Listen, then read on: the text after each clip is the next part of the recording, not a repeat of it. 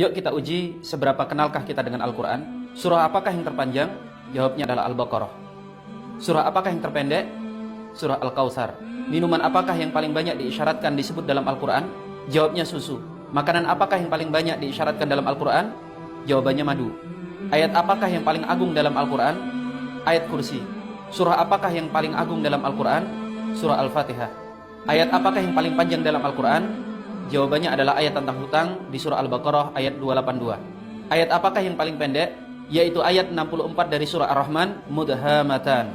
Kata apakah yang paling panjang disebutkan dalam Al-Quran? Yaitu kata fa'asqainakumu di surah Al-Hijr ayat 22. Berapakah bilangan terbesar yang disebutkan dalam Al-Quran? Jawabannya 100.000. Huruf apakah yang paling banyak digunakan dalam Al-Quran? Huruf alif. Huruf apakah yang paling sedikit digunakan dalam Al-Quran? Jawabannya huruf dha. Malam apakah yang disebut dalam Al-Quran sebagai malam terbaik? Lailatul Qadar. Bulan apakah yang disebutkan dalam Al-Quran sebagai bulan terbaik? Bulan Ramadan. Apa hewan terbesar yang disebut dalam Al-Quran? Yaitu hud. Dalam Al-Quran, hewan apa yang disebutkan di dalamnya yang paling kecil? Jawabannya ba'udhah atau nyamuk. Juz berapakah yang di dalamnya paling banyak muat surah? Juz 30. Surah apakah yang paling banyak terdapat sumpah di dalamnya? Surah Asy-Syams. Dari Asma'ul Husna, nama apakah yang paling banyak disebut dalam Al-Quran? Jawabnya Allah. Siapakah nabi yang paling banyak disebut dalam Al-Quran? Nabi Musa alaihissalam. Siapakah nama nabi yang paling sedikit disebut dalam Al-Quran? Yaitu Nabi Ilyas, Nabi Ilyasa, Dzulkifli, dan Nabi Idris. Siapakah orang paling kaya yang disebutkan dalam Al-Quran? Dia adalah Qarun. Berapa kalikah kata Quran disebutkan dalam Al-Quran?